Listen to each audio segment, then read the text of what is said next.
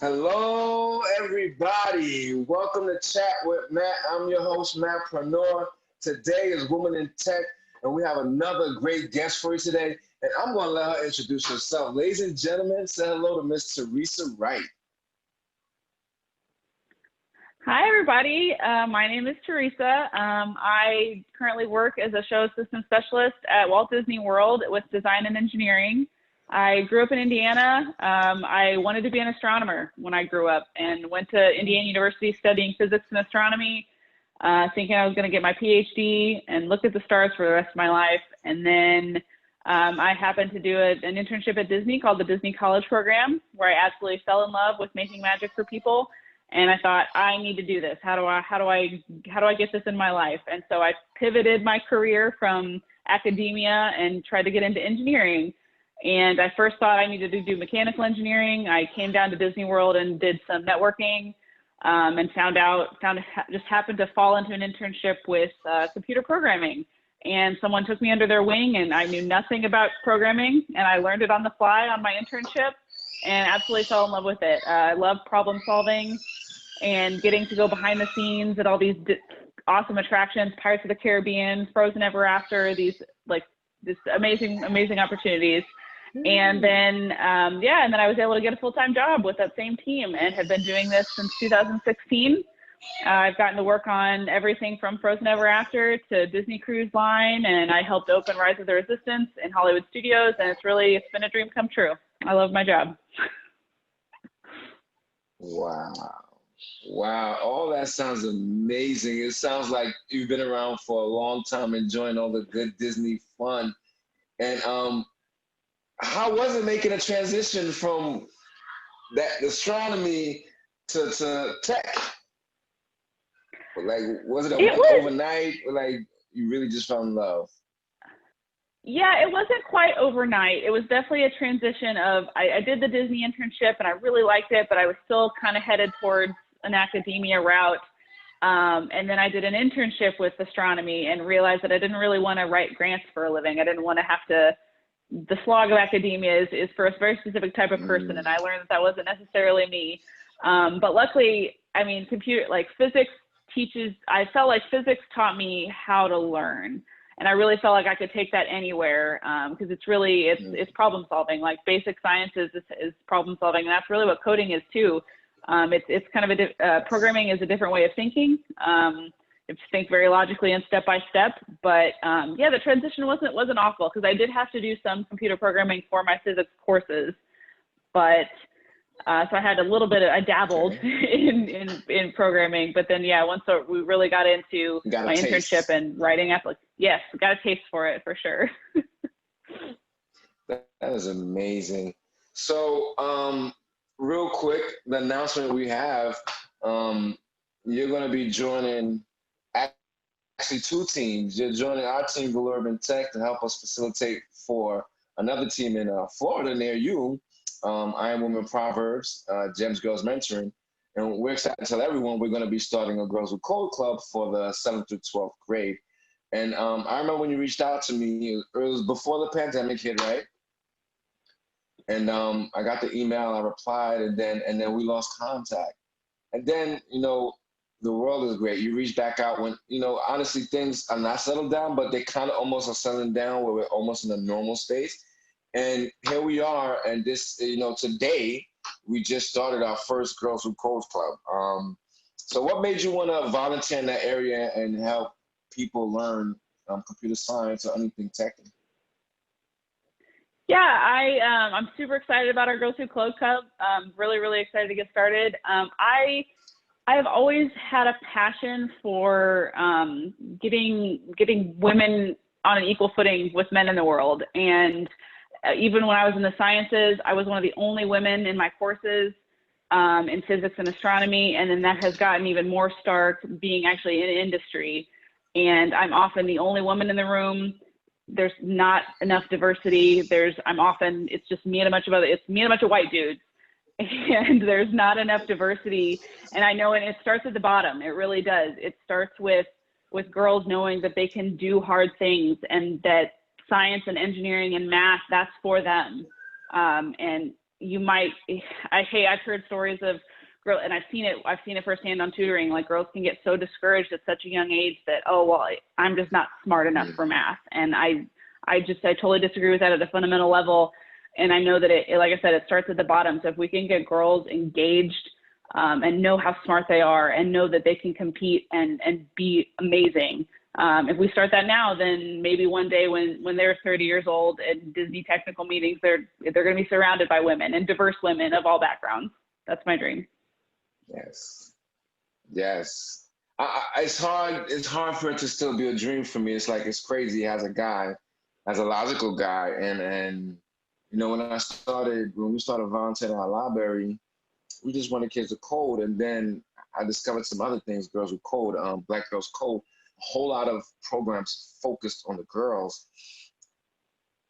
And then you start thinking about everything else, gender, pay equality, gender equality, all these equality that we're fighting for. So I personally, I'm glad that we're doing it through tech. It's fun. I know through tech we can build anything. You can go in many directions. So right now, in your current role, you're a show systems specialist. Break it down in like 10 words. I don't know. So yeah, the easiest way to break it down is in any attraction, whether it's a roller coaster or it's a boat ride, there are two sections. There's the ride and then there's the show. So ride is whatever you're sitting in. It's the vehicle. It's what's taking you from point A to point B. The show in a Disney attraction is everything else. It's the lights, it's the music, it's the animated figures, it's the projection. And my team's role in any attraction is to kind of bring all that stuff together. So we provide what's called a supervisory system. So we take the inputs from all of those different show elements and provide a human machine interface, or an HMI, for the engineering services cast members to maintain the attraction with. So they'll be able to see if a figure is down, if the audio is muted. My computer that I program brings all that stuff together and provides an interface for people to work with the attraction and the show elements inside of it. Wow. All I'm gonna say is wow. That's totally cool though. People come to Disney to feel good, right? They come to get away, to escape. And it is important, like coding, to get every step right, so your output is what you thought you had in your dream and your vision, right? Mm-hmm. Yep.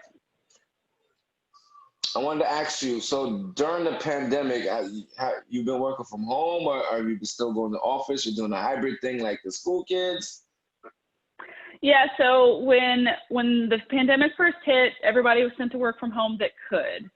So my role and the project I'm on right now is not in the field. So I was able to work from home, and then I was furloughed with a lot of other cast members. So I was furloughed from mid-April till early July. And then since I've been back to work in July, it's been work from home still. So I don't expect to need to go into the field until sometime in April. So hopefully it's more safe then. But yeah, right now it's all working from home. There are some people that are in the office. I have some friends who work with the sustaining teams, and they have more direct contact with the park operations, and so they sometimes have to go to the office. But I've mostly been working from home, and a lot of Zoom calls. That's what's up. That's what's up. So, is Disney even open right now? Disney World is. Disneyland in California is still closed, but Walt Disney World has been open since late July, I think. At reduced capacity, and they're asking, they're doing temperature screenings, and masks are required, and there's a lot of physical distancing segmentation throughout the park. I haven't been into a park since the pandemic has started, but I've seen some posts and heard some things. So I think they're doing it as safe as possible. It's tough to make that call right now, but yeah. It is. We don't even know what's safe, really. Yeah, we don't. Just gotta just be safe, period, right? Yeah. So I wanted to ask you, you told me that you was in school right now trying to get some more paper added to your wall. What are you working on educationally? So I'm pursuing a Master's of Science in Computer Engineering. The two degrees that I currently hold are a physics bachelor's degree and an astronomy bachelor's degree. But those aren't engineering degrees. So while I was doing my whole internship pivot, I was coming up against the automatic rejections when I would apply for internships because I didn't have an engineering degree. The engineering applications or internships I was applying for were rejecting me. And so I had applied to some mechanical engineering programs and started in one, realized that I did not care for mechanical engineering, and then was able to switch to computer science. But before I could finish that degree program, Disney called me and offered me a full-time job. So I came back and stopped my degree progress. But then once I was hired full-time, Disney has a great program for salaried employees that is educational reimbursement. So I'm basically getting my master's degree for free through Disney. So I'm finishing that to check that box finally. I'm excited. I'll graduate in December, so I'm really looking forward to it. Well, congratulations on still working hard. Do what makes you happy. And congratulations on making sure it's as low cost as possible. That's our mission at non-nonprofit, to keep things as free as possible. And, you know, sometimes we need that, and it could take you real far. Definitely, like I said, congratulations for that. Thank you. It's Women in Tech. You're welcome. It's Women in Tech. We're starting our Girls Coding Club. Do you have any last words for our young ladies out there, whether in tech or just in life? You're just as smart as the boys, and don't let them tell you any differently. And don't let people tell you that you're bossy. So yeah, stand up for yourself. You can do hard things, and you can do anything you set your mind to.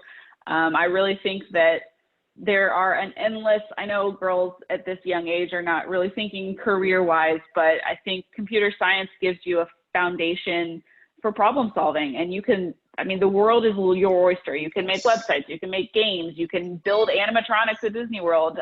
You can really do a lot of things with computer science and technology in general. And it really is the future. Tech's going to solve our problems. It's going to help us with climate change and with population and food scarcity. It's going to be the key to all of those things. And you could help change the world through tech. And I know you can do it if you put your mind to it. Woo! I'm gonna put that on a t-shirt. That is a motto. Those are all true words, all necessary words, all words that our young ladies need to hear. Be strong in yourself and be brave. That's one of the lessons we're going to teach with the Girls with Code curriculum. Bravery, resilience, and knowing who you are and maximizing your potential. Don't let it just sit there and waste. Be great. My motto is be great, and I encourage every single person I come across to be great. So I'm glad to be partnered with you for these. Our club is going to be 10 weeks long. Thank you publicly for your commitment to that. And we look forward to having a great club. And I can't wait to talk to you once again on Chat with Matt, maybe next spring when you go back to work. How about that? Sounds good. All right, everybody. This was Chat with Matt, Woman in Tech. I'm with the great Teresa Wright. She's down in Florida. If you want to hit her up or ask any more questions, you could definitely hit up Galore in Tech on Instagram, Facebook. You can hit up Matpreneur. I'm on LinkedIn. If you want to ask her a question or get any more inspiration. This has been a great talk, Teresa. Thank you so much for being with us. Thank you so much. You're welcome.